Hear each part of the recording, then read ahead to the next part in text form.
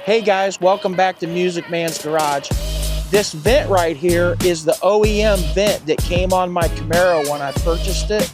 And in this video, I'm going to show you the P3 gauge that I bought and had installed when the modifications were done to my car. I've had quite a few people asking me about it, and I wanted to do a quick video to show you all of the features that it has. Stick around, you're gonna love it. So I thought I would give you a rundown on what each one of these settings does. Now, keep in mind, I don't know about some of them. The first setting on this gauge is coolant temperature. Unlike the needle on your dash, this will show you your exact coolant temp. As we drive right now, my temperature is 176 degrees Fahrenheit, which is pretty cool. This is the outside temperature. It's currently 64 degrees. This is a 0 to 60 timer, and it says for me to stop in order for that to take place, and I'm not going to do that because I'm out here on the highway. So, boost.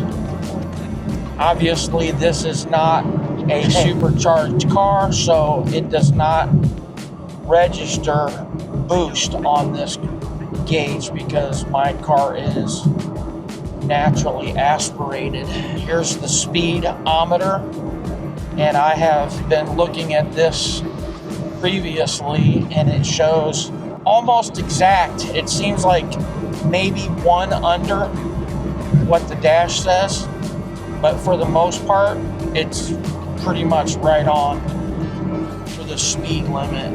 You can see that in the video. Look over at my dash. The next setting is my battery gauge. Again, these numbers are exact. So it's 12.6 volts right now. And if you look up on the dash, you know, it's just a dial. So there's a needle. You don't know what the exact number is. So I like that about the digital part of it. Moving on to the next thing, RPM. Again, the dial on the car dash is approximate. You know, it's floating somewhere between 1,500 and 2,000 RPMs. But on the digital readout, it shows exact what it is. And it's constantly changing, so I'm not even going to try to say the number. But I love this, man. I think when you get a modification done to your car, like I did, this digital readout dash, the P3 digital gauge is perfect for what I want. Like, it doesn't take up too much room on like you don't have to mount anything to your dash, or you don't have to put anything up here on the, what do they call that, the A-pillar. It's just built right in, integrated right into your dash in your vent, which is really cool, I think. IAT stands for intake air temperature. So obviously that is exactly what it says.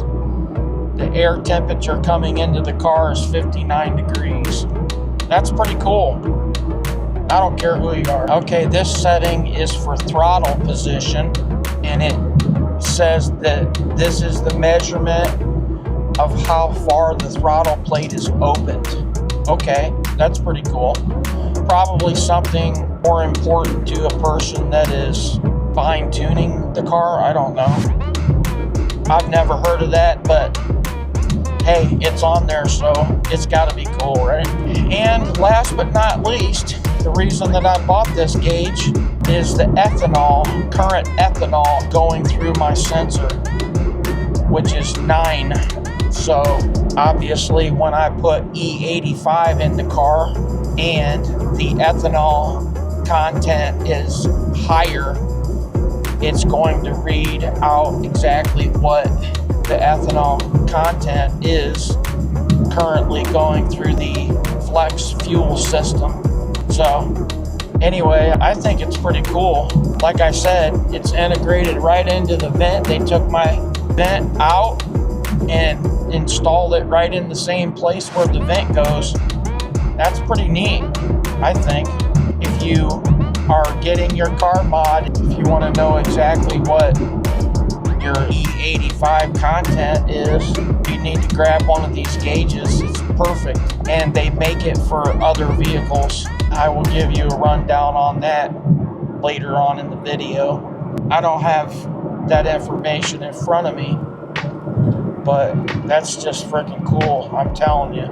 I think I paid $550 for it, and again, the guy that did my build on my car, I don't know, I think he charged me a half hour for install. It wasn't much, but it's worth $550 to me to know what my ethanol content is. That's why I bought the gauge. So, you know, I had to do one pull. So I decided to do something really cool. Last night I was thinking about it, and I decided that I wanted to actually fill up the rest of my tank with E85. It's not completely empty, but I wanted to put some E85 in my car, and then I want to see and watch this gauge work so I can put it on the video. And I know this gas station right here by my gym has E85, so I'm going to slide in here. Oh, that other pump has some, I guess. Guy from Oregon. Powering down. Part 2. Okay, so I pumped my first tank of E85 into the car, and as you saw when I got out, it was the ethanol content was 9. Starting up the car, see if it affects it right away or not. Tank of gas, I think it will probably take a while for it to actually kick in. Maybe. See what happens. I'm actually kind of nervous. Should be. And we're gonna record the performance of the car, see if the ethanol content level changes.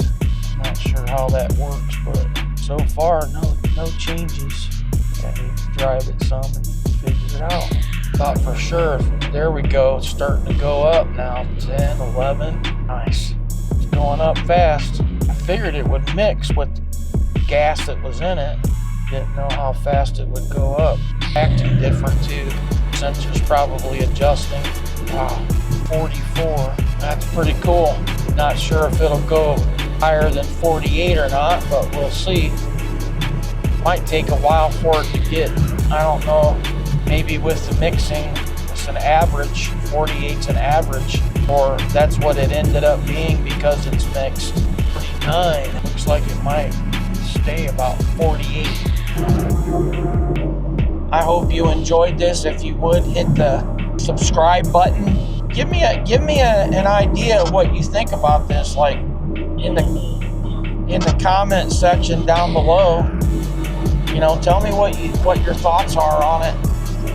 And if you don't use this gauge, what gauge do you use? Like I said, the cops are everywhere out here.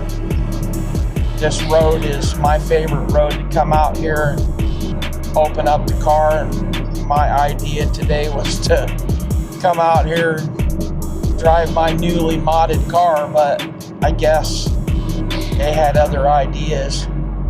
That's okay. I'll come back. The road is concrete, which is great.